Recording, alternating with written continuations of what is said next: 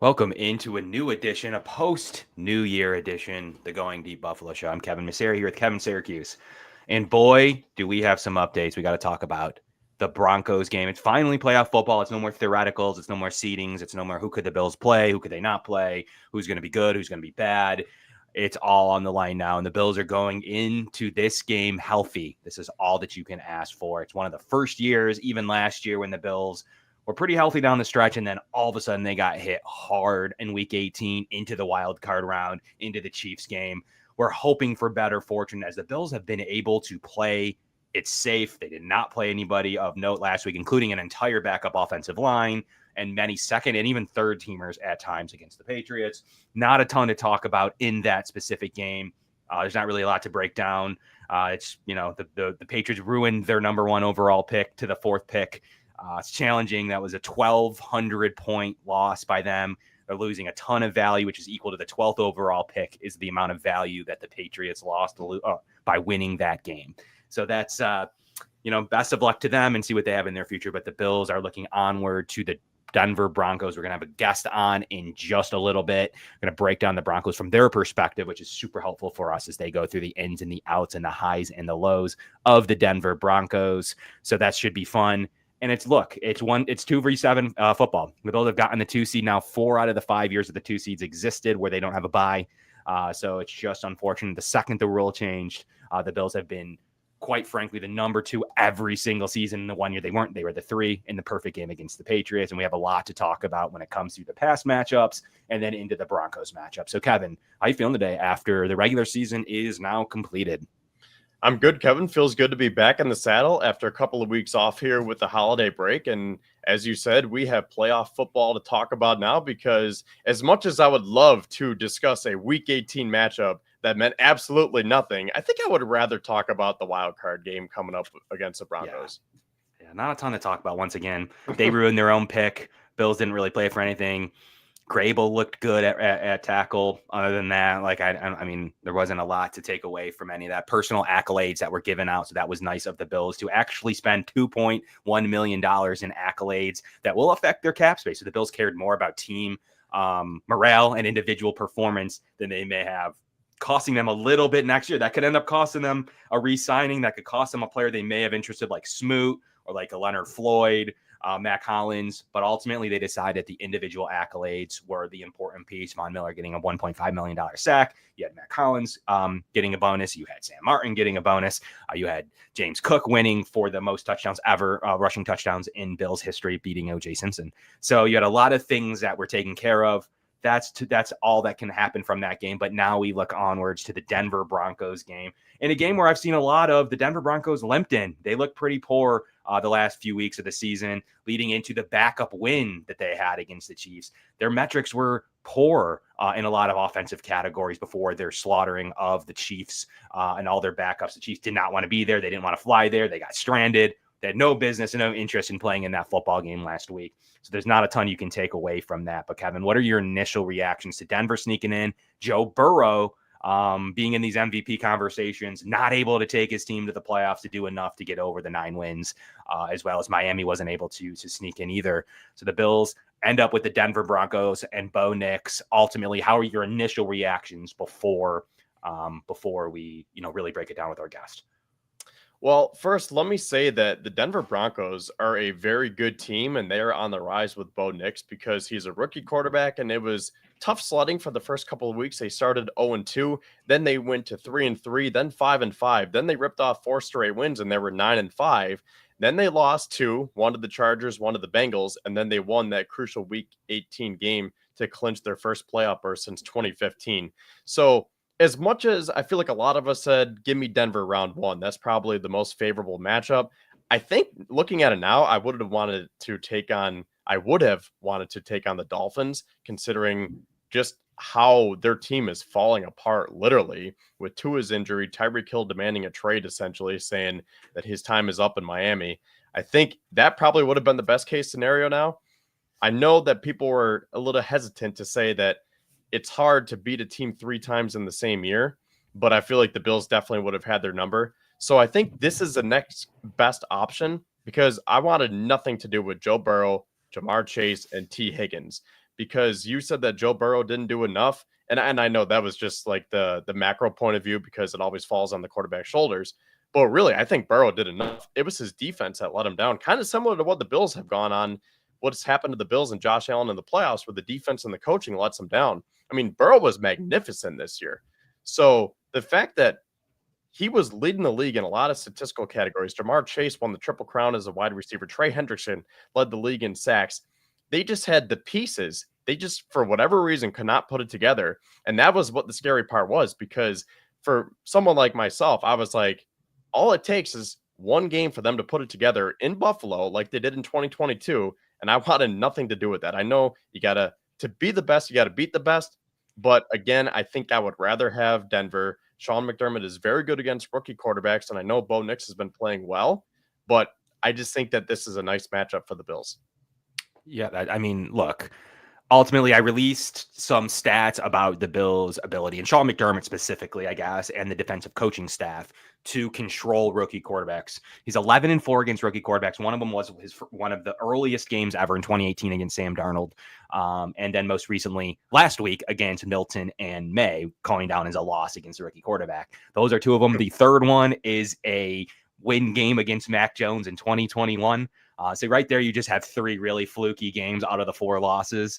And the other one was the 9-6 game in which the Bills defense totally shut out Trevor Lawrence, but the Bills offense was the weird Dable game where Josh didn't really do anything. The other Josh Allen was playing well. Like, it was a really weird 9-6 loss to Jacksonville, a drought style game, really one of the worst games of Josh Allen's era, one of them. The Jets game last year was bad. The Texans game this year wasn't great, but really that Jaguars game was one of the worst games ever of Josh Allen's career. So the Josh Allen worst game of his career, the win game. Then you have the backups last week, and then Darnold in 2018 without, with your roster to completely gutted. Those are the only times he's ever lost against a rookie quarterback. 2-0 in the playoffs. This is his third time in 4 seasons the Bills face a rookie quarterback in the wild card round. That's crazy to me. That the Bills have seen rookie quarterbacks quite frequently. And look, I know we had a lot of challenges down the stretch defensively, specifically. May looked good in stretches. The Bills were playing to stay healthy. They felt like the 1 was kind of out of hand. They felt like the 2 was pretty much in hand. So it was a really weird, and Josh Allen admitted it. It was a really weird balance of staying fresh, winning, not getting hurt, and not doing too much. Josh Allen alluded to a couple of weeks ago that he did not want to. It was a balance between what you're calling, what kind of plays are you showing. It's not that you have secret plays. It's just that you're not calling certain things in some of these games. So like, you can't really take a ton out of it defensively. They're back and healthy. They got some reps for Hamlin this past weekend. You tried Bishop out in times. You rested Milano, which tells me that he's your go-to guy the rest of the playoffs. I don't see much of a split with Dorian Williams. So the Bills are healthy. We'll see what happens in the wild card round, but ultimately they get to play this thing going forward, fully ready to go. The Broncos are healthy too, so there's no excuses on their end. Both rosters are fully healthy. This Broncos team reminds me a lot of the 2017, 2018 Bills. Obviously, the 2018 Bills had some growing pains, so it's kind of a mixture to me. We had the nice, promising rookie quarterback, but then the success of 2017 for the Bills. That's kind of what this really pesky defense who does commit turnovers, has a really good cornerback. We had Trey White. They have Patrick Surtain. So it kind of reminds me in a lot of ways of the early McDermott Buffalo Bills, like it does for Peyton. So we're going to get some more analysis on that very shortly as we look into that. But there is a ton of analytics right now that are pointing to the Denver Broncos. Offensively, they're pretty poor, Kevin. Here's the biggest question I want to ask you before we get our guest on. They don't run the ball at all. They're really poor at it. Their O-line's good. They don't run the ball well. Their running backs aren't great. Bo Nix might be the best runner of the football on the team. They don't get a lot of production in the run game. 26 DVOA, it's just, and box score agrees, it's just not a good running game. I always thought, to be scared like I was of New England a couple of years ago before they annihilated them, you need a solid running game to take possessions away and to worry the Buffalo Bills. In my opinion, at the time they had Damian Harris and Ramondre Stevenson way back a few years ago. Though it always takes, to me, that kind of running game to really make a really veteran savvy quarterback like Phillip Rivers, who has something to prove in his last year. Those kind of things are scary to me. A rookie who's got nothing but the top looking forward in Bo Nix, had a negative EPA before last week, was 30th in the league in EPA. It's just not a ton there that gets me nervous. Kevin, what is your opinion on a team that doesn't run the football particularly well, that's going to need to rely on that rookie quarterback because he doesn't have a ton else beside Cortland Sutton? I think this is the type of week, and really next week too, because we'll get to this throughout the show, but the path for the Bills, it really seems like it's going to be Denver, Baltimore, Kansas City. And we can really talk about this next week, hopefully, if they are playing Baltimore. Then again, I don't know how many people want to play Baltimore, but that could be the most likely outcome. But regardless, I think for starting things off this week, you want to play that complementary football that Sean McDermott always talks about, because sometimes the best defense can turn into the best offense. Because I think that if the Bills can get out to an early 1 or 2 touchdown lead, right? Let's just say it's 14-0. That makes Bo Nix have to throw the ball. That puts him in a pressure situation where he can't just hand it off. They can't be running these trick plays, and they can't set the tone. You set the tone with that home crowd. You get your defense going, because the Broncos are first in the NFL in sacks with 63. They have 4 players that have 7 or more sacks this season. So their D-line is very, very good. But if you flip the script on them, get out to that early 2 touchdown lead or more, that eliminates them and makes them one-dimensional. And I think that's when the Bills are really at their best, because they feed off of that. And that's what McDermott preaches all the time. As much as that can kind of be that funny catchphrase where it's like, trust the process and, you know, the DNA and the culture that sometimes people laugh at with McDermott, I think this is when it really comes into play, because you really want to play that complementary football. And something else that I'm sure we'll be talking about throughout the show is that Denver is good on special teams. Marvin Mims is a really, really good returner. And with Brandon Codrington potentially being out this week for the Bills, we know Tyler Bassett struggles. We know Matthew Smiley struggles. This is a week where you want to put it all together. And again, I think sometimes the best offense can stem from a really, really good defensive start. Yeah, the Bills need the other 2 areas, which are they're more important to. Special teams does count for a third. I'm very critical of the Bills' special teams. Is if they can control the offense, special teams minimally matters. If you get Sam Martin in situations to where if you are punting, he's able to do what he did and punt inside the 10, inside the 15, things like that start to matter. If the offense gets 3 and out and has to have a long field punt, that makes me nervous. Those are the only situations that are worrisome. And the fast start idea is important. Like, this is a week where you're not, like, the double dip to me, in my opinion, is overrated. Like the deferral, like commonly even the Bills may not score at the end of the first half. They're really good in the third quarter anyways.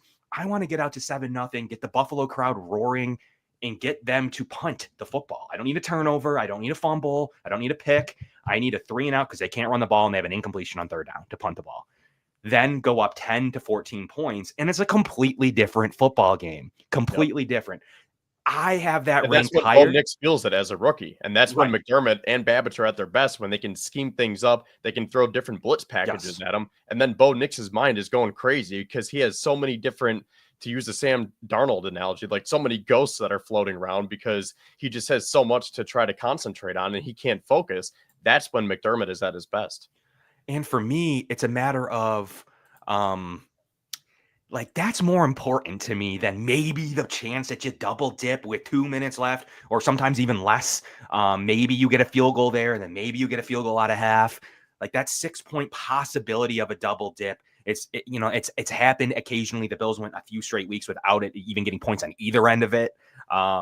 So to me, I don't really rank that as high as you can get a possession at the end of the half regardless. You don't know who's going to get the you do guarantee yourself the third quarter possession, but you don't know who's going to get the last possession. That it's not really dictated in essence. You can keep the ball as long as you want and score and then kick off anyway, so limit their double dip. There are things that you can do that puts you into position to score at the end of the half anyways. So ultimately, getting out to 10-point lead, double-digit lead plus 10 to 14 points to start the game in the first quarter and let them be down in the second quarter to have to come back badly. And then maybe they do score to start the second. You get the ball back and the half scoring. Like, that's huge. That workflow is huge to me because you already know the adjustments you make. You already see their scripted plays in the first half.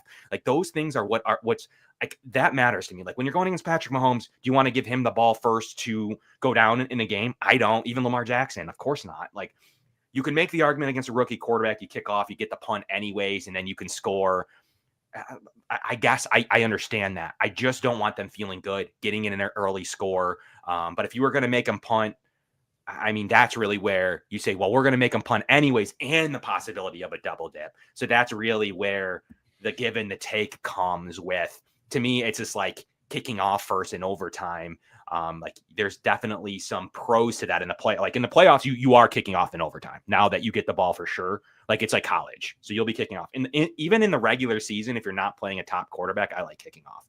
But anyways, we're going to break down this matchup a little bit more. But real quickly, Kevin, how do you feel about the start time? How do you feel about them having to come over here at 11 a.m. Mountain? Are you feeling good Sunday at 1, or did you want a different game? What is your reaction on the final schedule? I figured that's when the NFL was going to schedule it, because actually I have this saved in here. So, Pat, if we could pull up the playoff schedule before we get our guest on. Thank you, Pat. So Saturday, I mean, that is the classic Houston-Texan matchup at 4:30. I knew that was going to happen. So you have the Chargers taking on the Texans Saturday afternoon. An absolute classic, Steelers-Ravens. Let's go, Saturday night. And then I figured that they would probably put the Bills at 1 o'clock on the CBS network, the 2 versus a 7, and then it's all NFC after that. So I was actually 4 for 4 because I figured that they would probably put Philly and Green Bay at 4:30 on Fox. And then I thought that they probably would have had Washington, Tampa Monday night, and then Minnesota and LA Sunday night. So that was the only 2 that I had mixed up here. The Monday night and the Sunday night games flipped around. But either way, I think that is pretty much how a lot of people expected it to go. So I love the 1 o'clock start time. And to your point, I don't know if I want to read into that too much for the Broncos, because 11 a.m. isn't that early. But when you think about it from the perspective of them waking up from the hotel, having to drive from downtown Buffalo to Orchard Park, it's going to be an early morning for them. So any bit of home field advantage that you can use, I mean, bring it on. I was also 4 for 4 in those projections. But I knew the 4 for 5 would be Monday. They've always done that just for seeding purposes and knowing where teams are going to go. So it makes sense, unfortunately, for the 4-5 games. I actually thought the Bills and the Commanders would be flipped. So I actually thought the Bills would get Sunday night game with the West Coast team on Mountain Time, flipped with the Commanders game, which I don't know what the draw would be there, but I mean, it is Washington. So I figured them, Tampa, like, I don't know. I didn't know what the draw would be there. I thought that would be the Sunday at 1 o'clock game with 2, East Coast teams, and then putting Josh Allen on primetime against Denver, I thought would be enticing for the league. But that was the only one I got those 2 flipped. But ultimately, also, it does help on the next week for whoever wins. The other teams had a whole day off at that point. So you're starting to give some really serious advantage. If it's the Broncos that happen to pull something out, they go to Kansas City, who has rest anyways. But either way, like for the Bills case, like you have 2 teams on extreme rest as you keep playing later and later and later. So it does start to matter as the Ravens are now ready and they're preparing. It is a pretty serious style of flipping. But to get back to the Bills specific game, I'm really excited to break it down with Chad. He's going to come on for us today. It's going to be, a really good insight into the Broncos, what they've done. They remind me a lot of the younger days of Josh Allen and the Bills and what they were able to achieve early on in their tenure. Looks like I said, the Bills in 2018, similar, where the Bills finally went on the run in 2019. Maybe that year is very similar to what the Broncos have been able to achieve with Bo Nix. So we're going to bring on Chad now. Chad, thank you so much for coming on. We really appreciate you making a little bit of time for us. First of all, congratulations on your trip. I know you're traveling, so why don't you tell us a little bit about what you're working on? And appreciate you. I'm back home now, so thanks, buddy. I appreciate it. We're just down in Vegas for the Sports Illustrated Sports Person of the Year for Simone Biles, so it's kind of fun. But yeah, now back in game mode. Game week. Broncos in the playoffs again. What? First time in 8 years. So this is kind of a new experience. Not really, but it feels that way. It's been that long. Were you covering them back then at the time when they had played their last game? Yes, I started covering the Broncos late 2012. Okay. So yeah, we got the majority of the Peyton years. The Peyton Manning years, that is. Yeah, no, I appreciate you coming on. I know you're from Broncos on SI, as well as the Mile High Huddle. Yep. So you got a lot working on with the Broncos. What's been your favorite part of covering the Broncos? Just you do a lot of different things.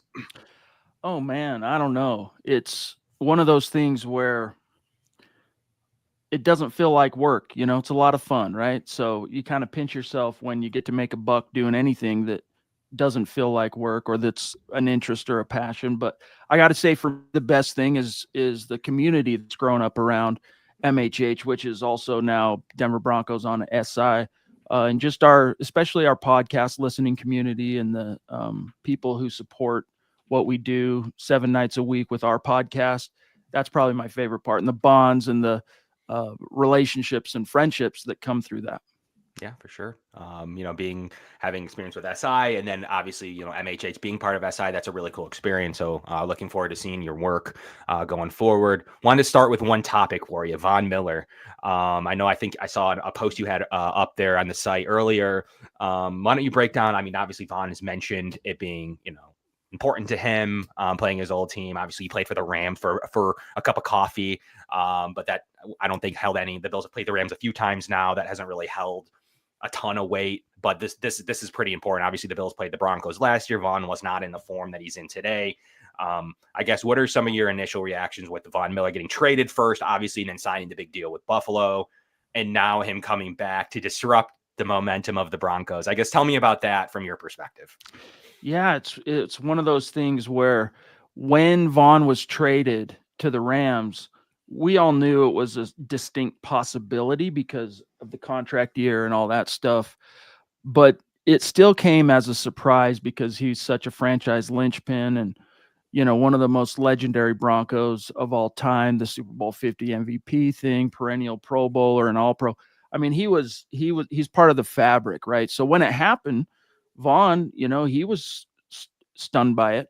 And while I wouldn't say we were stunned by it, there was some surprise that it was actually going to happen. And, he got a little verklempt when the cameras caught up to him leaving the facility after he cleared out all his stuff and it was done. And, it was obviously quite difficult for him, but he fortunately landed on his feet. It was important for the Broncos, if they were going to trade him, to get not only a good haul that, represented what he was as a player at that time, but trade him somewhere where he'd have a chance to go and compete. And like you said, ended up being a cup of coffee with the Rams, but he did get a second Lombardi, a second ring. So really cool for him. He's not the player that he once was. Father Time is undefeated. And but still, he's a special player to Broncos country. He's probably up there on the Mount Rushmore. Everyone who covers the Broncos and fans have their own unique Mount Rushmore, but there's an argument: Floyd Little, John Elway, Peyton Manning, Von Miller. You could maybe put Champ Bailey in there, or a few others that you could mix match. Terrell Davis, right? But Von Miller, I don't know. I guess Floyd Little, because of what he represented to the franchise, he was technically, they called him the franchise. That was his nickname, but didn't bring home a Super Bowl. So I myself would have a little bit of a problem putting Little on. So for me, it would be Elway, Peyton, Miller, Davis. That would be the Mount Rushmore. So that's how important he is to Broncos country. Very nice. Hey, Chad. So I tweeted yesterday, ironically enough, that as much as Von Miller being a former Bronco is a storyline this week, let's not forget the fact that Josh Allen could have been a current Bronco, because I remember that clip that came out over the summer of John Elway on Pardon My Take saying that was probably the biggest mistake of his GM days, is passing up on Josh Allen at the number 5 overall pick and going with Bradley Chubb.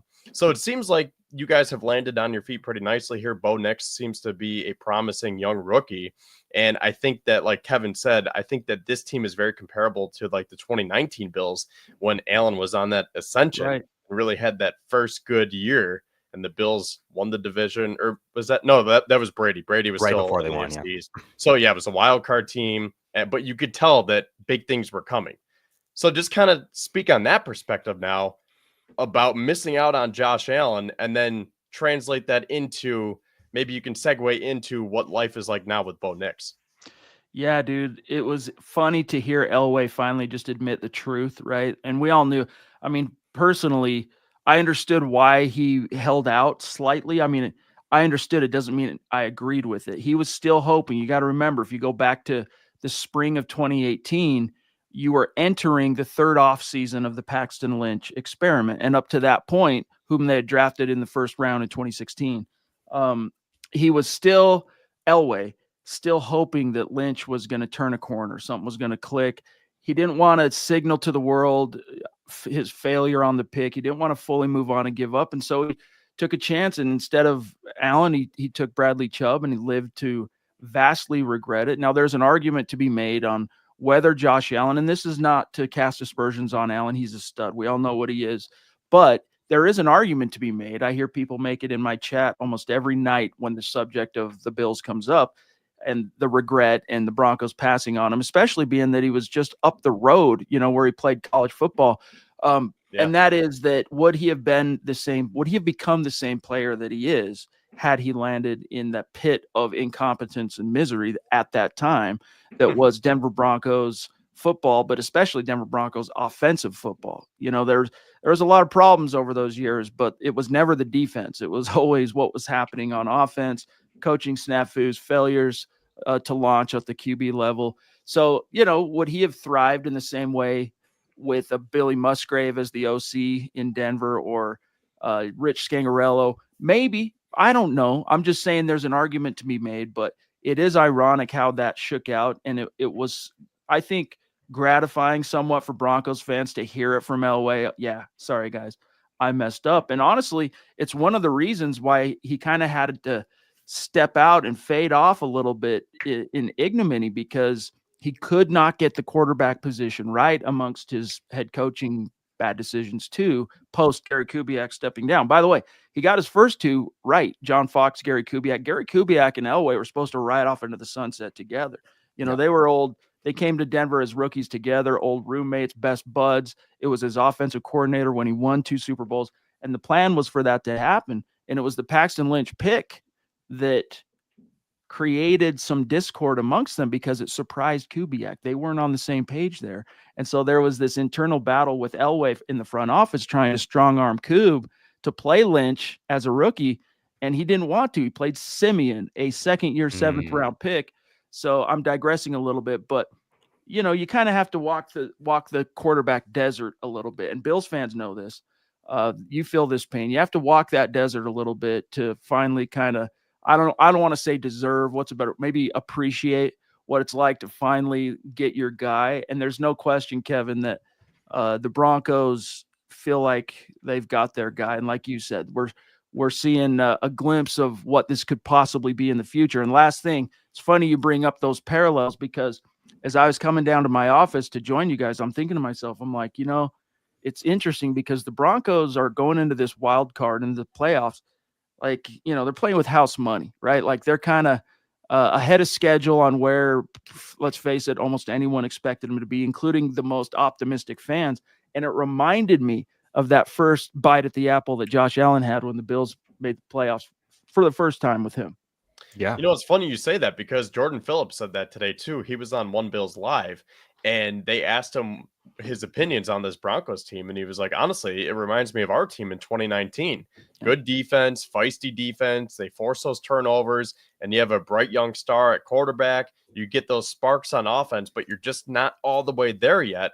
And talking about that game, we don't have to go down that rabbit hole, but I mean, the Bills were close to pulling off that upset in Houston. There was that weird, what was it, like the touchdown or something with the officiating. They made up a rule in that game, yeah.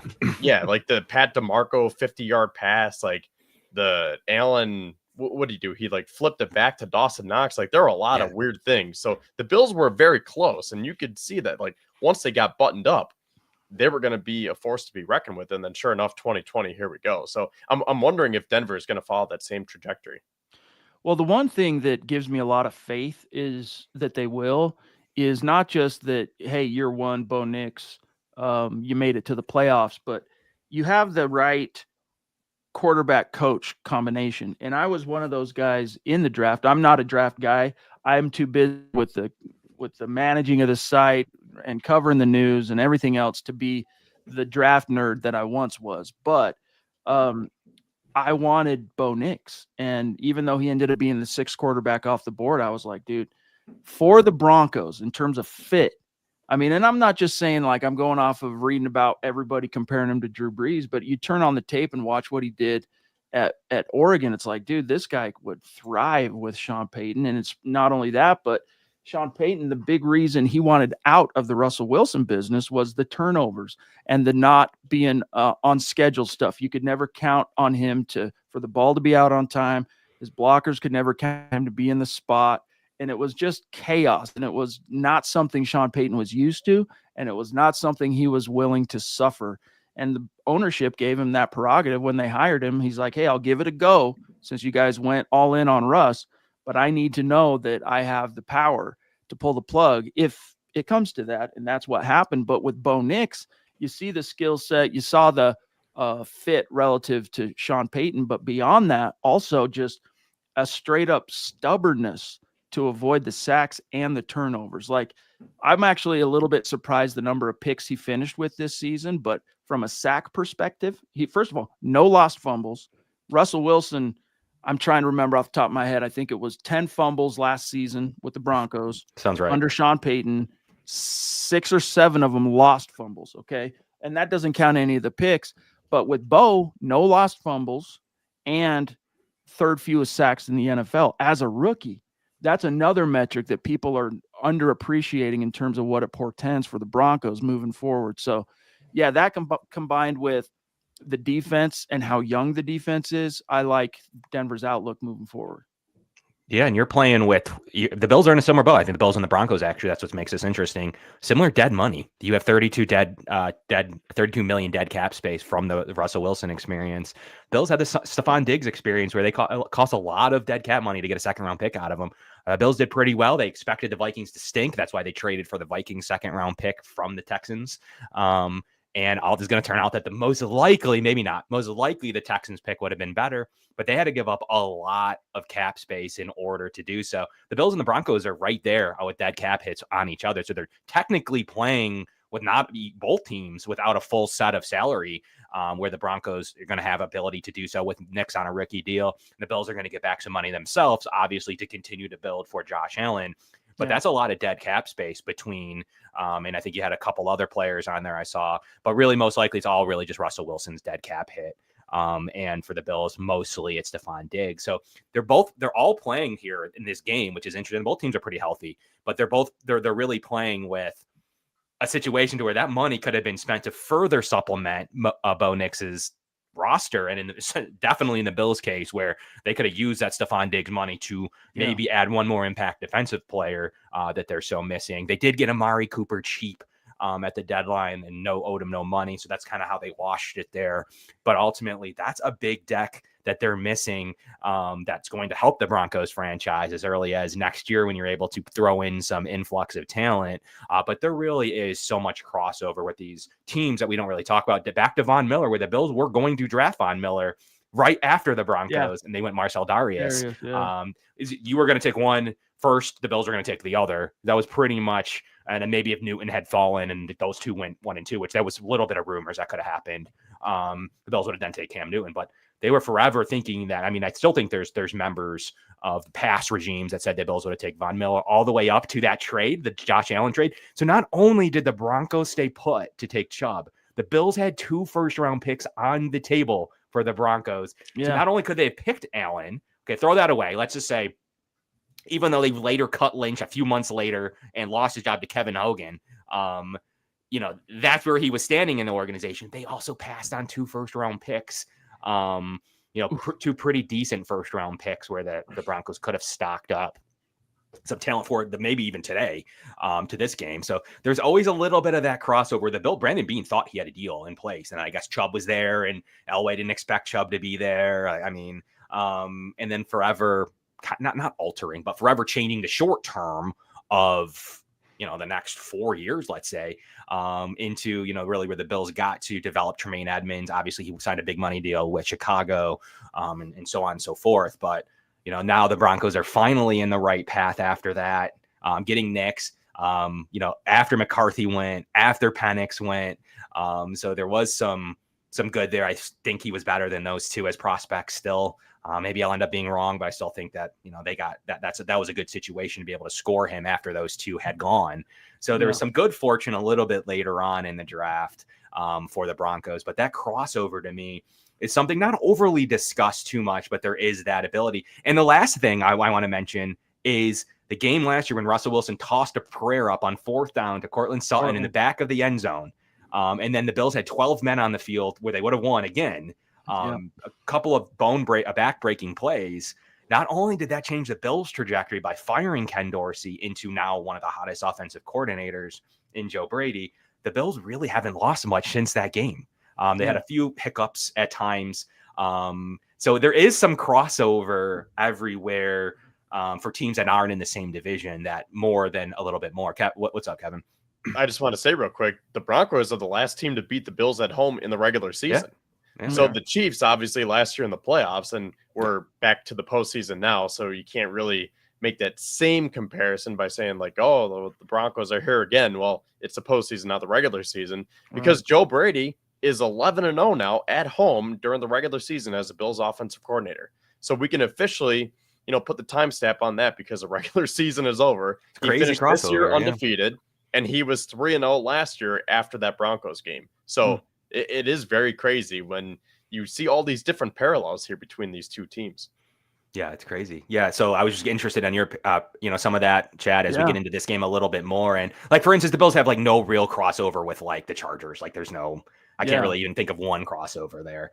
But when it comes to the Broncos, there are some, I guess. I guess. But when it comes to like the Broncos, there are some crossovers. So since that game last year, where the Bills are they were 500. Many people, maybe not even a wild card team with Josh Allen, similar to like how the Bengals look this year. But now, like, since that trajectory's kind of changed for and then obviously the Josh Allen tenure, where the not only passing of the 2 first-round Josh Allen himself, but the 2 first-round draft choices that were agreed upon for that draft selection. So there's definitely some cool crossover there all the way around, and what leads to me a pretty interesting storyline going into this game. And like you said, the Bills had nothing to play for, or excuse me, they'd had nothing to lose against the Texans in 2019. They really didn't. Watson was at the top of his game at the time. Same with Josh. And Bo Nix and the Broncos can come in and really at least put some scare into the Bills, if not get a turnover to really change the fortune of this thing. Yeah, the parallels do run strong, and all three of us are kind of sharing a brain on that. I mean, like I mentioned earlier, that occurred to me as I was setting up for this conversation. But the one thing too that's refreshing for Broncos fans is, we have all the dead cap from Russ, right? And another 30 some odd million of that next year, plus more. I mean, they carried 92.7 million.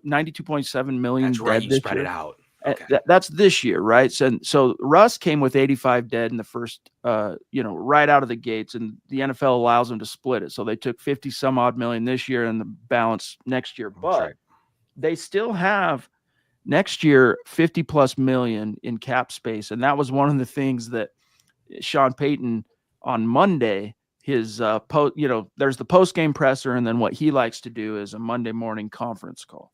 So on his Monday morning conference call, he was flexing a little bit in that, hey, we're in the playoffs, and and we have a rookie quarterback. Oh, and by the way, has anyone ever done this with 92 million dead? You know what I mean? Because that's 92 million, like you point out, Kevin, that other teams that they're competing against can invest into personnel that are on the field contributing to the product. And so he kind of flexed, but every once in a while he'll flex like that. He'll throw out a little, puff his chest out, but he deserved it. In that moment, he deserves it because the Broncos absolutely outkicked their coverage this year. But what fans are really excited about, I mean, we'll see how the chips fall in the playoffs. I think the best hope for the Broncos in this game is just that spirit of playing with house money. And then, hey, what version of the defense is going to show up? Is it going to be the defense that was one of the NFL's elite up until or through week 12? Or is it going to be the week 13 through 16 that plummeted from a top 7 passing defense to a bottom 7 passing defense in the matter of 3 or 4 games? Which version? Because, hey, it was great to see him go out there and pitch a shutout on the Chiefs backups and all that, but it was the backups, and it was what it was. So if that was some kind of a momentum shifter or a confidence builder for the Broncos defense to get back on their feet, that would give me some optimism that they can go in there and be physical and get after Allen, maybe force a couple of bad decisions. And then this is one of those games where, Sean Payton has vacillated back and forth between coach trying not to put too much on the rookie's plate and then, hey, Rook, go out and just do you. And it's really been kind of contingent on opponent and in-game situations. But this is one of those games where, because the Broncos can't run the football. That's another thing that benefits the Bills here. I don't know how much you guys have talked about this, but the Broncos suck at running the ball. Sean Payton, A, can't stay committed to it. B, has the offensive line for it. It's a great offensive line, but none of the backs really have what it takes to be a bell cow. And the guy with the most upside to perhaps reach that while they're still playing football this year is a rookie that everybody, Audric Estime out of Notre Dame, that everybody holds their breath when he touches the ball because of his early season fumbling issues. So that's a vulnerability, which means, back to my original point before I went on my tangent here, which is you got to have the defense play like it was playing before Riley Moss, the number 2 corner, got hurt.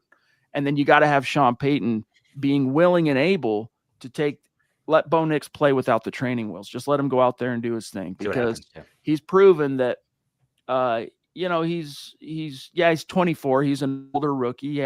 He was, after all, the most experienced quarterback to ever enter the NFL draft, 61 career starts in college. You saw that come out in the wash this season with how composed he was situationally. I mean, you had the early season jitters the first quarter of the season, but once he found his footing in October, all that stuff dissipated. Very good in critical situations, from third down to pressure situations, red zone. So if Sean Payton just lets him do his thing, the Broncos can be dangerous. But if he gets 2 in his head, and I've seen Sean Payton do that, which is weird because before he came to Denver, dude, I straight up worship that dude in terms of his offensive acumen and all that stuff. And I still think he's great, right? Like he's up there in the modern era with like the Andy Reids and whatnot, but he sometimes loses his focus. He can be in a game when it comes to play calling. Once you get beyond that script, that first 15 to 20 plays, he can be a little impulsive. He can kind of go with his intuition, and it's betrayed him a few times. So anyway, it'll be interesting to see how this game shakes out. But if the Broncos have anything going for them, it's that kind of underdog. Hey, no one expected us to be here. Let's just go play loose, have fun, play free. It's already a successful season, whereas the Bills come in with all the expectations and the pressures. And, we've been in that situation too. I think back to the 2012 Broncos when the number 1 seeded Peyton Manning squad lost to the Ravens in the divisional round. Same thing happened again in 14, number 1 seed, lost to the Colts. So that pressure can be withering. And sometimes you got to go through that withering process as a team like the Bills, get, socked in the teeth a few times before a team galvanizes and starts really being able to manage those pressures and persevere through it, as we saw, for example, with the 2015 Broncos finally doing it. Yeah, you have the Bills who have faced some of those socking moments. Yes, not in the wild card round. They had some divisional themselves where, obviously the famous 13 seconds game that's noted around here where the Bills absolutely should have beaten the Chiefs easily. Talked about in infamy forever. And then, into the Bengals game where they got kicked in the teeth, that they had just lost Damar Hamlin in that weird, crazy situation.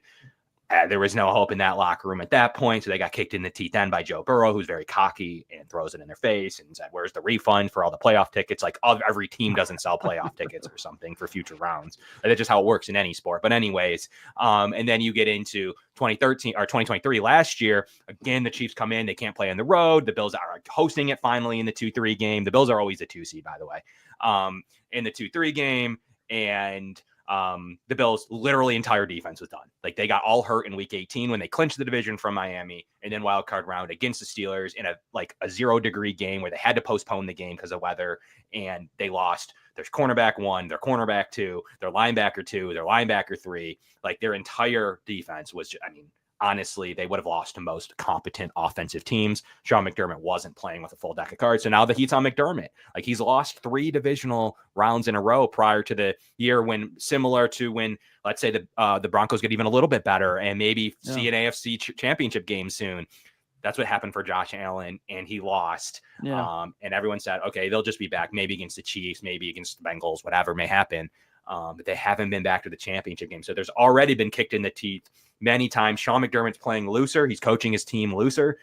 He's making better decisions, in our opinion. He's going for it. He's being aggressive. There's not much that he's done wrong since he fired Ken Dorsey in the Broncos game.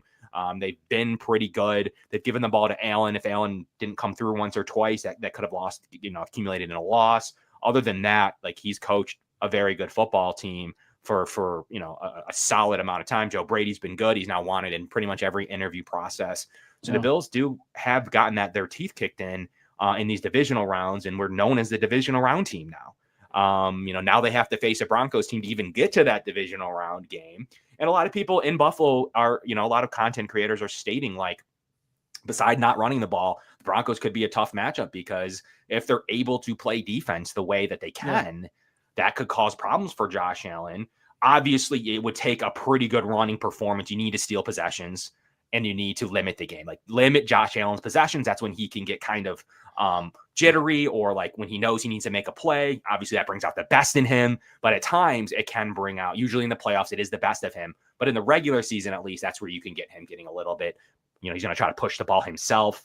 He's going to kind of do a few things along those lines that will cause some issues. It really is going to take a strong running performance for the Broncos to slow the game. Now, that's what the teams have the most success against Allen. You got to speed the game up. You got to keep the ball running well. Even if you kick a field goal, that's a super successful way to where you may have limited possessions to where Josh Allen can find, in my opinion, some winnable matchups. So that's kind of a long-winded way to say, like, there are some matchups here that don't go in the Bills' favor in terms of what you're able to do in the boundary position, obviously with, potentially the defensive player of the year, and then what you're able to do from a offensive line perspective. The Bills' D-line is good, really good at advanced analytics, not so much at causing havoc in terms of sacks, but they are better than the numbers show. So that could be advantage Broncos.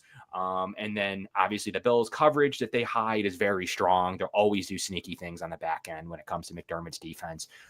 So that's just how they'll play in coverage. But that defensive backfield, Chad, can cause some issues for the Bills. But that's where Josh Allen has now, with Joe Brady's been so successful at finding the running backs out of the backfield. Ty Johnson going over 100 yards to beat the Lions, receiving the ball. Like, and I know that's a strong week, 31st DVOA that the Broncos are against running backs out of the backfield. What's been happening for the Broncos covering running backs that's been such a concern for the Broncos defense? Why has that been such a challenge? Well, they don't have the linebackers. So the guys that you would rely on to trail after a running back, catching a pass out of the backfield, or spying even mobile quarterbacks, including a guy like Allen. Like, if you go back and watch that Lamar game, Broncos and Ravens, it's a lack of talent. So what happened was the Broncos let Josey Jewell go. And not that Josey Jewell was ever like this great coverage linebacker, but he was okay. He was solid. He was a great team leader. They kind of hung their hat on this. They hit the lottery, with Alex Singleton, who was just like tackling machine extraordinaire. And so they're like, all right, we're going to let Josey Jewell hit the bricks, because they were hand-tied this year in terms of cap space. They did have to make several tough decisions, letting Justin Simmons go. They had to trade Jerry Jeudy to free up cap space. Josey Jewell was one of those similar type of decisions. And the initial plan was to sign Cody Barton to a, basically a little more than a veteran minimum deal. And it was going to be Cody Barton, Alex Singleton. Coverage is neither of those guys' strong suit, but at least Singleton has the athleticism to give you a little bit of upside. Barton, ooh, man, sometimes he gets lucky, and you know what they say is sometimes it's better to be lucky than good. That had been the case for Barton a couple times this season. Like, he had a great game in coverage against the Saints, for example, middle of the season, but he is just not good. And then when Singleton went down as a coverage guy, tackling machine, he's pretty good. When he's seeing things right and his run fits are good, he's solid there. But When Singleton went down, season-ending ACL week 3, they brought in Justin Sternad to start next to Barton, and that's where the big vulnerability comes in. Is just neither one of them is that their strong suit, and honestly, neither one of them are great against the run. It's that D line and the edge guys that are the saving grace in terms of, creating enough, penetrating enough, consuming enough attention to where they can run free. So when the D line plays well, those guys unsurprisingly look a lot better. But yeah, it's a linebacker problem. I was going to say, with our remaining time, the big matchup that I want to watch for is the Broncos defensive line against the Bills offensive line, because the Bills have allowed the fewest sacks this season with 14, but you guys have the most sacks with 63. So I think that's another cool storyline to watch for, is that high-powered defensive line with 4 players with 7+ sacks, right? With Nick Bonito leading the way with 13.5. Yeah, so I had totally overlooked that on sacks allowed. That's right. The Bills rank first. And yeah, the Broncos rank first in sacks. So you have Bonito come out of nowhere, dude. Now, don't get me wrong.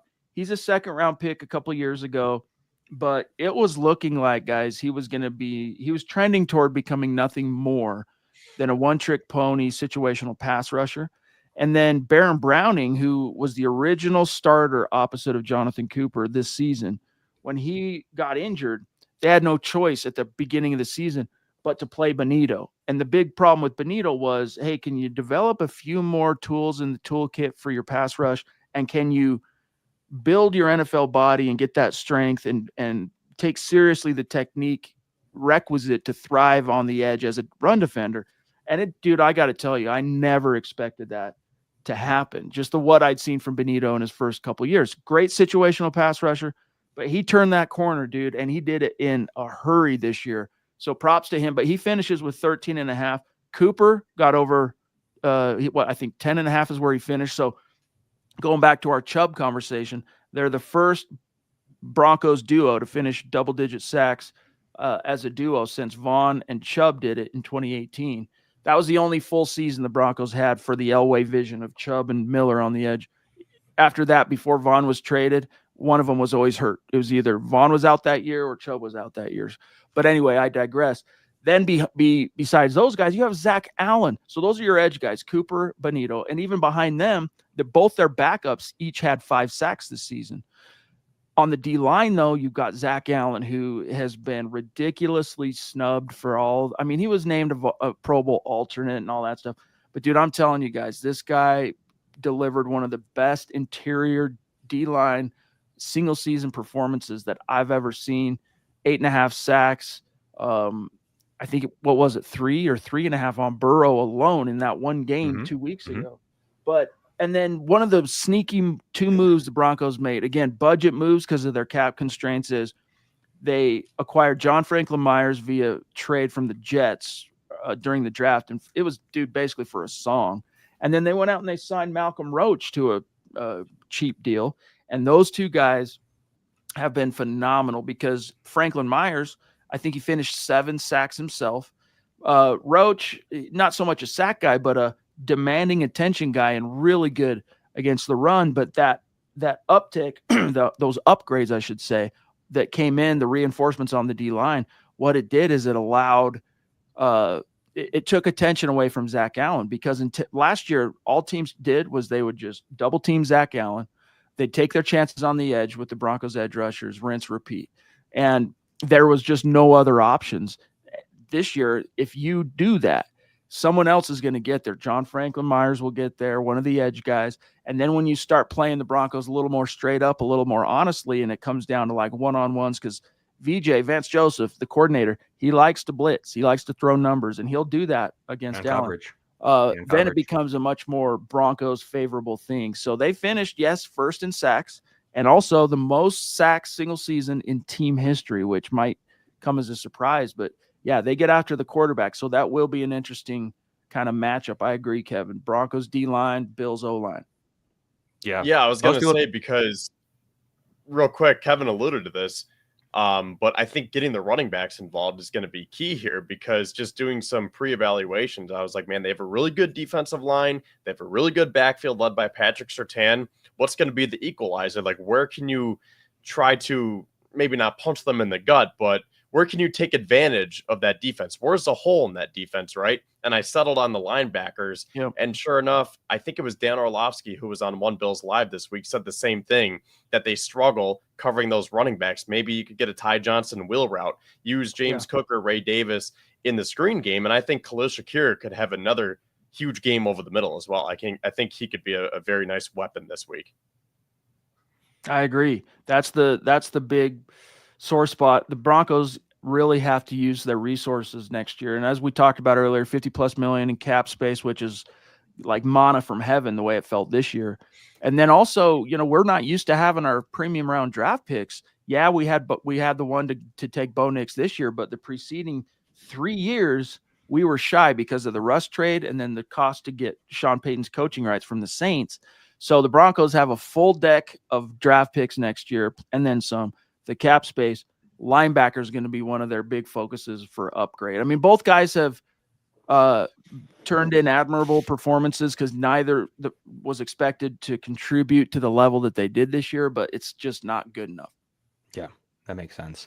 There's just some interesting data when you look at a couple of the different, challenges. So you run a lot of man coverage. So there's times that, Josh Allen's the best player in the league against man. You got to make sure you have a spy. You ran pretty well against the Broncos last year too. Yeah. I remember the Bills not playing particularly well, with Ken Dorsey calling plays, but then the Bills got going with a big Josh Allen run. And then another one, I think, got either scored or got down to the one. It was, a long 40+ run at one point in that game. So I would envision the Bills going with the quarterback run, which has been wildly successful for Allen late in this year after he broke his left hand, and jumping over Budda Baker, and landing on his left hand with his elbow is weird. But since then, he, still wearing the glove for I don't know, superstition kind of thing. And ultimately, he's been wildly successful running the ball. He, scores double-digit touchdowns now every year running the ball. Most people think it's that 1 yard Jalen Hurts tush push, which we tried to run, by the way, with Mitchell Trubisky and was awful. So there is something to be said that it is a play the quarterback needs to be good at. It's not just given. So that's tough in the first place. But secondly, you'll see Josh Allen run touchdowns from 20+ yards pretty frequently, more in the 10 to 20 range. He scored a game winner against Kansas City from 20+. He's had multiple long runs that have been pretty impressive. So that is something to be accounted for against man coverage. So I'm interested in that. And then ultimately comes down to those man beaters that the Bills run, where they run a lot of mesh routes, a lot of wheel routes, a lot of things to get the linebackers misguided. And that's where Josh has taken his game, where he used to turn the ball over in certain situations, to really now limiting his turnovers, putting himself in the front, as a front runner in the MVP. A couple of those cases, not because his stats are 50,000 yards and 50,000 touchdowns, but just how good he is situationally has really been where Josh has stepped up from Josh of 2019 or 2020 to Josh of today, where situationally he's been excellent, especially since week 7, where situationally he's seriously really good, better in situations than say even 1st and 10, which he's already productive in. He's just so good in 3rd and 4th down. You'll used to it with Mahomes, you know how it goes. And that's the biggest thing, is I love to see the Broncos get theirs on Patrick Mahomes. The difference where the Bills got lucky is Brady left the division, right? And he goes to Tampa Bay. The Bills gifted at that point. You have a stronger channel. The difference between 2019 Bills, I think that's the biggest difference. You got to deal with Mahomes twice a year, every year. We don't even like dealing with him once. And Herbert now with Harbaugh. Yeah. Sucks. Yeah, that's we still get to mess around with Tua, who is always going to fail. We'll call it what it is. The Jets can't get it right to save their lives. You're kind of used to that with the Raiders. But then you also have, for us, we have now May, which we'll see what he is. We'll see. We'll see. They have a lot of cap space as well, you've been talking about. So they're very similar to your franchise, except they haven't had the success yet.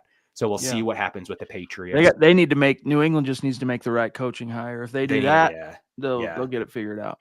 But back to the Broncos, you have to deal with Mahomes. So we do feel for that. We understand that pivotal home game / bye will always be a challenge with that being said. Yeah. So, No doubt, dude. Patrick Mahomes is like the big bully that lives in the psyche of Broncos fans. And frankly, up until recently, the Broncos themselves, they finally snapped the streak. Guys, the Chiefs won 16 straight games over the Broncos. Sean Payton came in last year, lost the first one narrowly in KC, and then dominated the Chiefs in the next matchup with Mahomes full squad. It wasn't anyone rested, and they finally got that monkey off their back. Then Russ is gone. In comes Bo Nix, and he had him dead to rights, dude. And the lamest, stupidest snafu on a blocked punt where the guy just basically they recognized a vulnerability. Time's running out. Bo Nix runs him, gets him down, chip shot range, dude. The field goal guy, the third guy from the center, left side, just falls down. And the guys go up, boom, nope. And they were down 1. So ball game. But they had them beat, dude. I mean, the Broncos should be 11-6 with 2-0 against the Chiefs this year on a 3-game winning streak on the Chiefs. So they now are matching up better. There's a long-winded way of saying they finally figured some things out. Sean Payton's arrival has made all the difference in that department. But yeah, just a little weird luck this year at the end of that one game in KC. Hey, all that would have done for you is I guess you go to Baltimore instead, right? So ultimately, either way, I mean, either way, you're going to score one of the better teams. It's always going to be a challenge when you're in the Chiefs division. I understand. We feel that. We've lost on 13 seconds to that team. We've also beat them many times. We beat them every regular season 4 straight years. So we understand the pain. But at the same time, always come through in moments where they just do. It's so weird. I know. And it doesn't make any sense. I was watching that game and I was like, that can't be real. Like that just doesn't Dude, make any I seriously sense. I was, with my show, we go live at the final gun. All right. And it's our biggest show of every week is the gut reaction, we call it. And dude, I was like, oh, game's in the bag. Wow, they're going to finally win an Arrowhead for the first time since 2015. Mm-hmm. And I'm like, yeah, dude, chip shot. And when, dude, like that feeling where your brain does not compute and you're like, what did I it put me in like, I'm exaggerating a little bit, but like a fugue state where I was like, like my brain's trying to comprehend what I just saw in that block kick. I wasn't even quite myself the whole hour I spent talking about the game with the fans and my co-host Zach. But anyway, yeah, that was that's crazy. That's our mini 13 seconds right now. you got it going as much on. As we're enemies this week, I love how the other 51 weeks of the year we can join in on hating the Chiefs together. Oh, dude.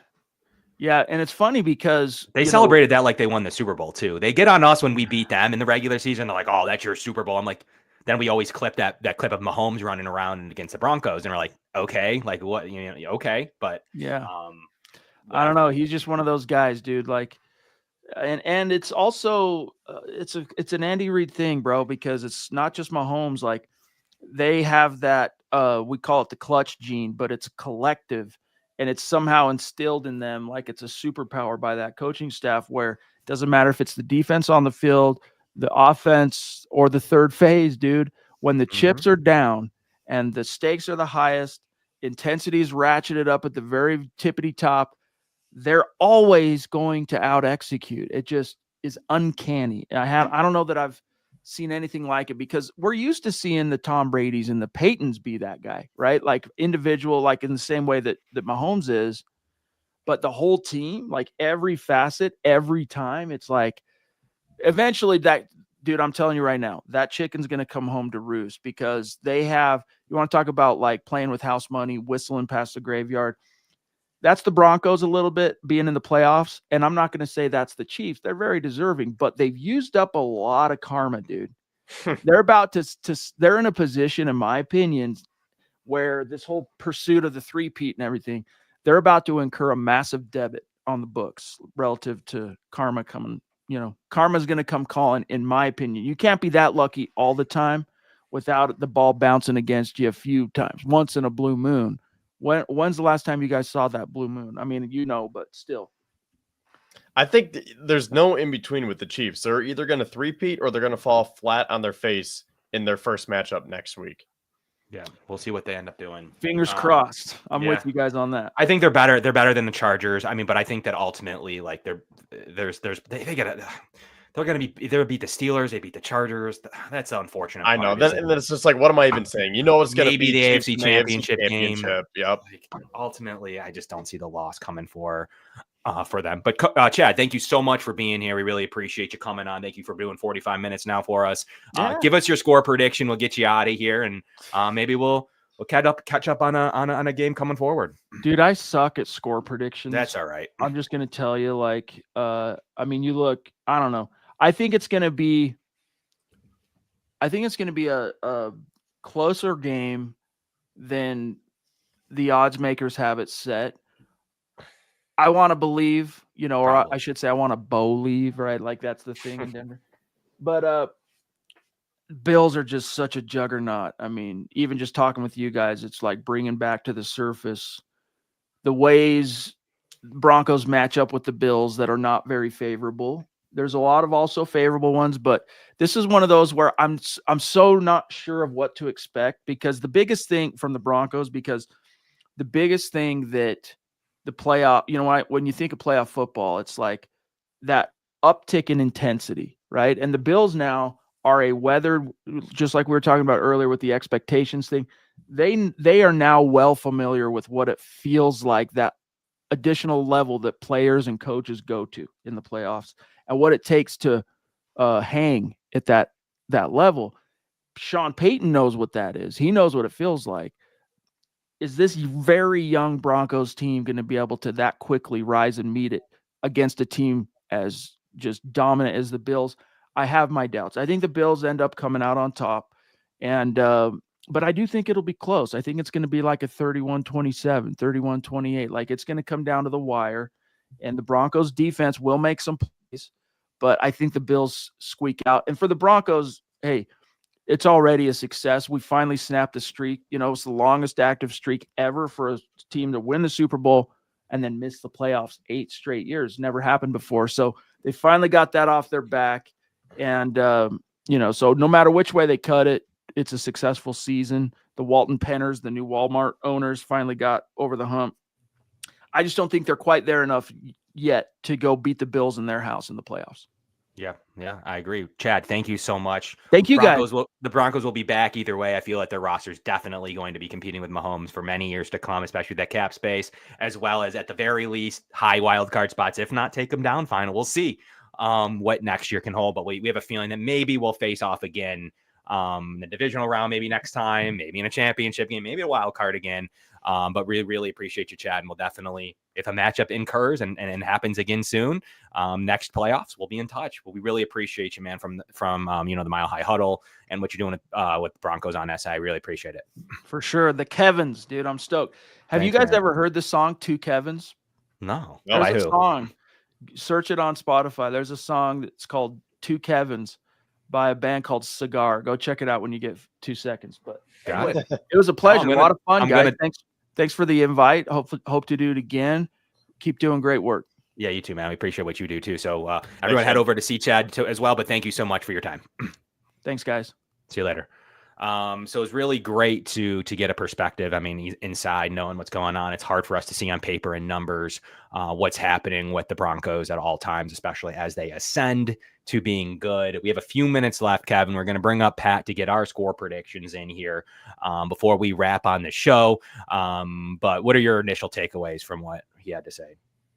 I think the biggest thing is we'll get to with keys to you know what? I'll save it for when Pat comes on. We'll just consolidate it all and we'll get Pat on right now. I'll get the 3-person box back up. And we'll bring Pat here too. Is he there? Yeah, I'm here. There he is. There we go. Welcome to the show, producer Pat. So we really appreciate Pat jumping up in here. You're gonna do the usual around the horn, starting with Kevin. You know, we just got Chad's score prediction. What do you got for us, Kevin? What do you think?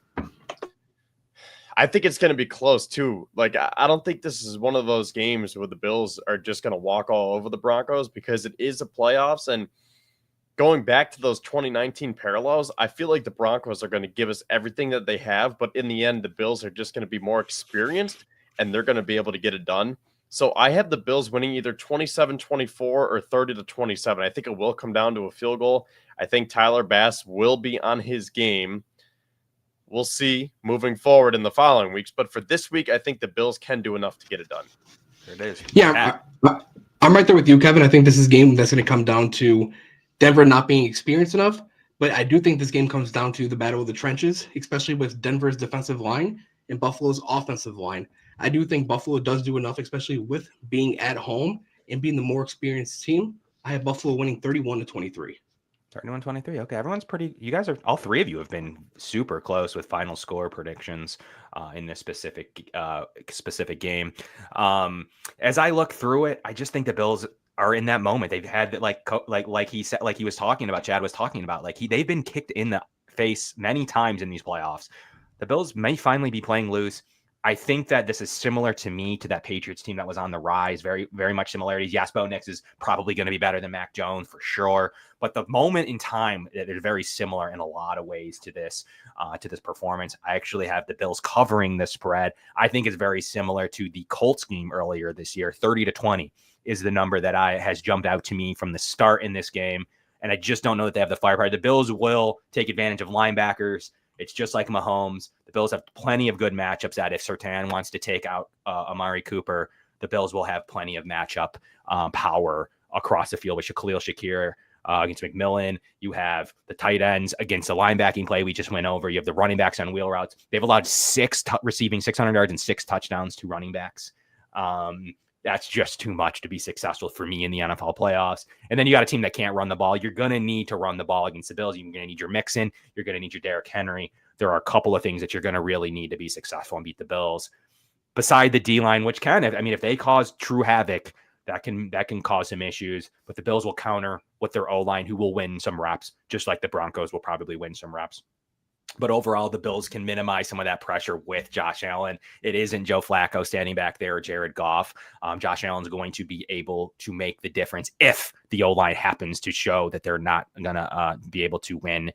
Being the third-ranked offensive line in many categories, top 4 with total analytics. Last year, they were good. The Bills' O-line's here to stay. They play well as a unit. And that's what I got. But Pat, we're going to leave it to you and Kevin to break down keys to victory, pathways to victory. So I'm out of here, but Kevin and Pat are going to break down what they got going on and what they think this game's going to look like. So it's been a pleasure, everybody. And we'll see you on the other side with maybe a great guest, Kevin. Third Kevin we had on earlier in the year. If the Bills play the Ravens, we're going to see that matchup again. If they both win, we're going to be back here as usual Wednesday breaking down the Ravens Bills, maybe game of the year, maybe the 2 best AFC teams if they're both able to get it done at home. Ravens got to get through the Steelers. The Bills do have to get through this pesky Broncos team, but we'll be back at you next week, Kevin and Pat, to give you guys the keys to the victory. We'll see you guys next week. Okay, so now it is just Pat and I here. So Pat, yeah, that being said, I want to spend a little bit more time talking about these keys to victory here. And do want to mention that we peaked here with our live viewers, so we didn't want to cut it short just yet.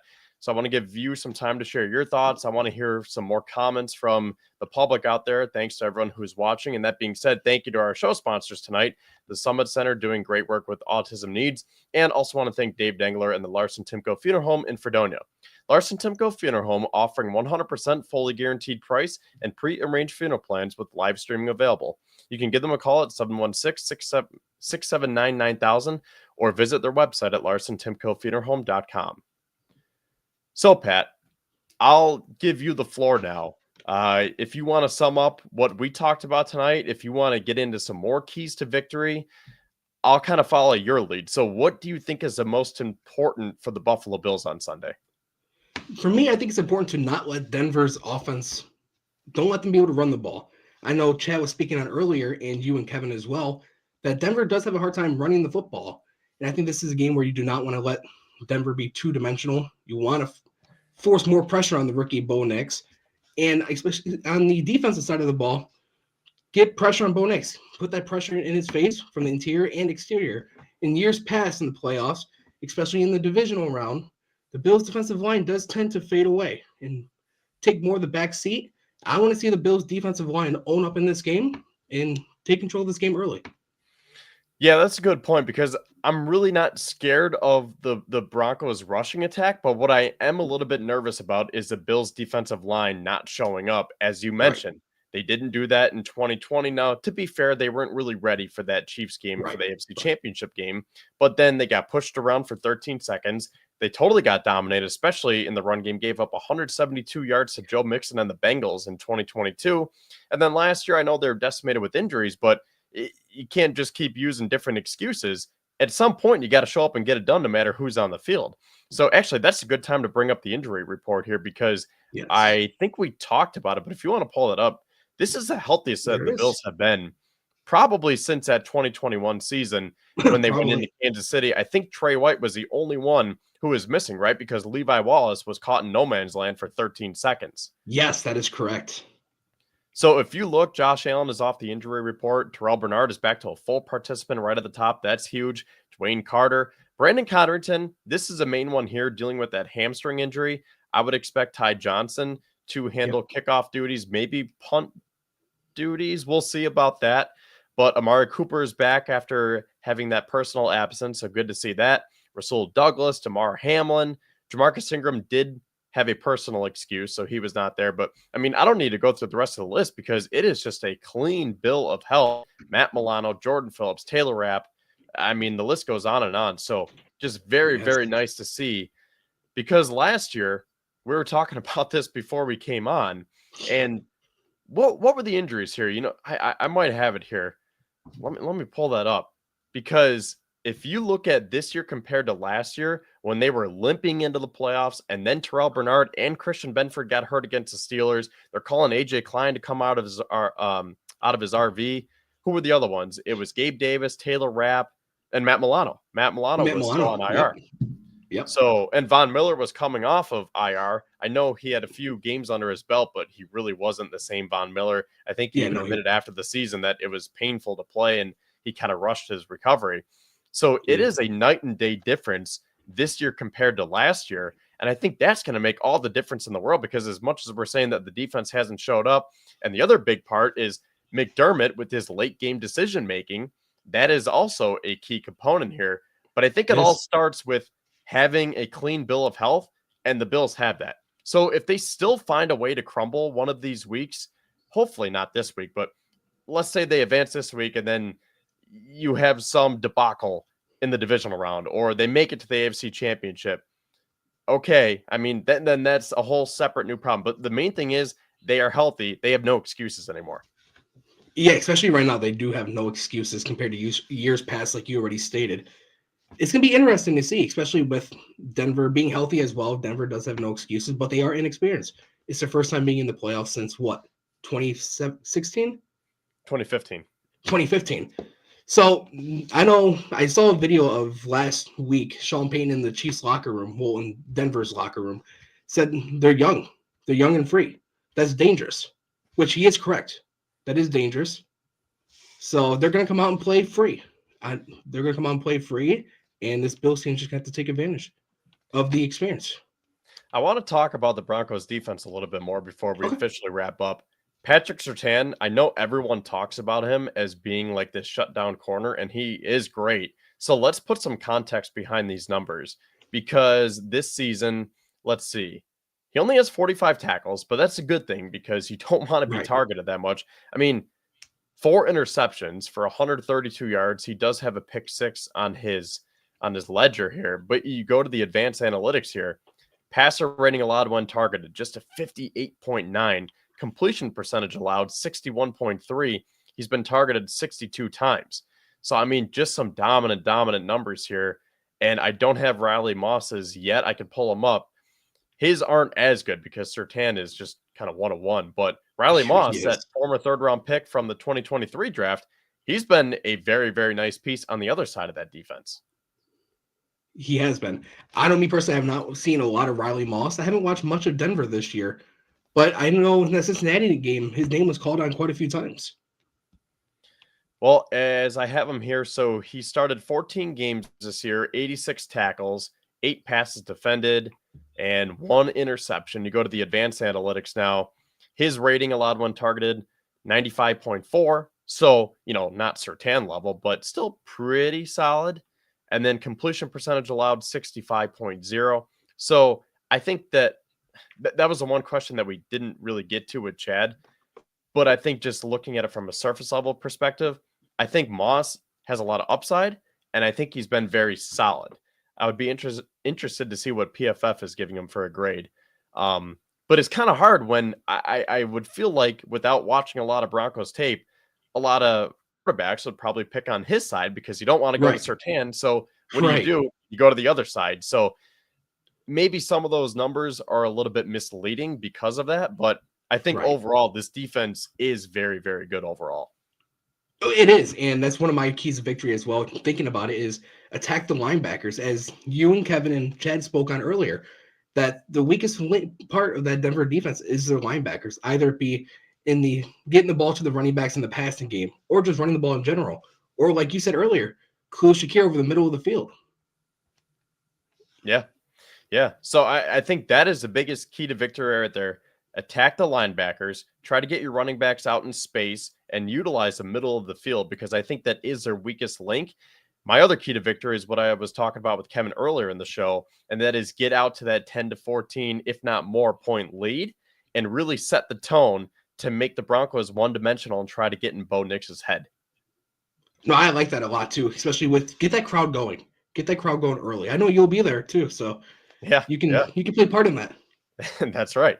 And I think your other key to victory was pretty much along those same lines, right? Just make them one-dimensional so they can't run the ball. I mean, really, I'm not scared about them running, but you're right from the aspect of you don't want this defensive line. You don't want us to be sitting here a week from now saying, where was that Oliver? Where was Daquan Jones? You're supposed to step up in these big moments. And Audric Estime, who barely did anything this year, just ran for 100 yards.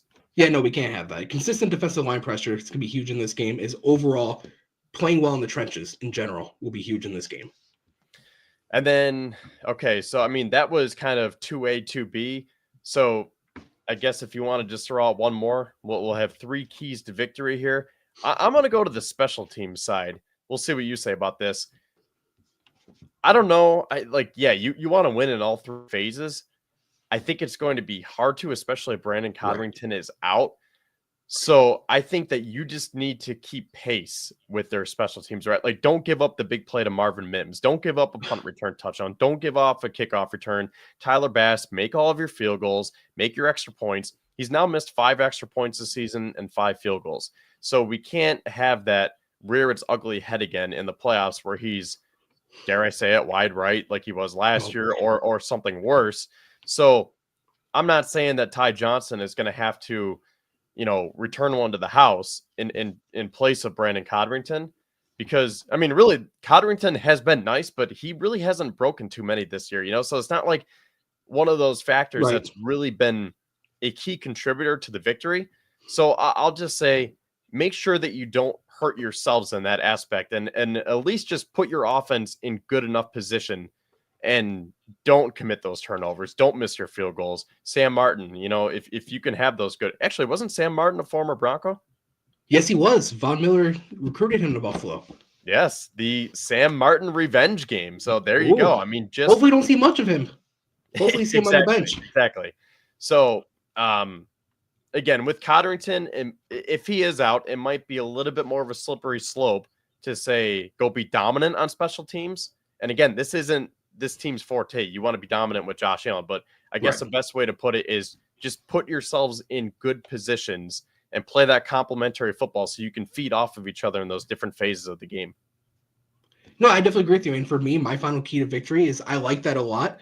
But I'm going to look at last year when we played Denver. Yes, they are a totally different team. And yes, so are we. But play clean football. Look more like the more experienced team in the playoffs. Don't be turning the ball over. You don't want this to be a game where Denver can keep it close the whole game. You don't want that. That's a recipe for disaster. So playing clean football is very important as well.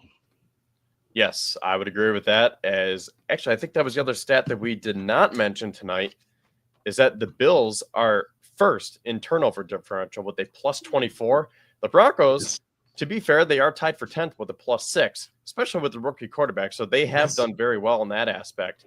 But yeah, I mean, the Bills are second in scoring, averaging 30.9 points per game. The Broncos are 10th. They're averaging 25, but they are third, only allowing 18.3 points per game. The Bills are 11th, 21.6. So again, I think it is going to be a one-score game when it's all said and done. And I want to answer this comment here. Wonder what the weather is going to be like. Could be a huge factor. You're right, Dustin, but I believe it's supposed to be 30 and cloudy. So I don't think we're going to have too much weather. Maybe some flurries. Okay, so I'm looking at it now. Orchard Park weather, 30 degrees and a couple of snow flurries or snow showers. Nothing crazy. Chance. Wind 6 miles per hour. Humidity, because it's going to be so hot that it's going to be sticky. But it's going to be sticky. I don't think that the weather is really going to be a factor on Sunday. Yeah, thankfully, not like that Cincinnati game a couple years ago where snow was coming down, just a whole disaster. Yes, Plain. You could have asked for any more. You could have asked for better weather for the playoffs, especially in Buffalo.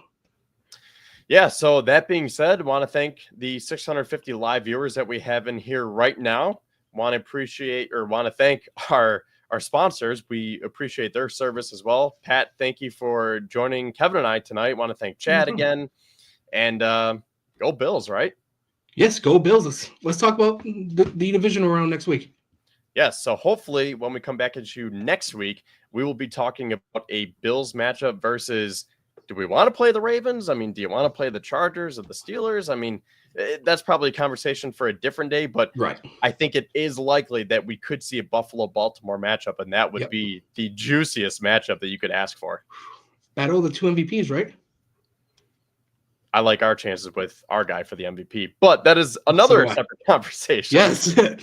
We got to get through Denver first. So the Bills have to handle business, take it 1 week at a time, one snap at a time. And I think that they will come out on top. So thank you again. And we'll see you Sunday. Go Bills. See you Sunday. Go Bills.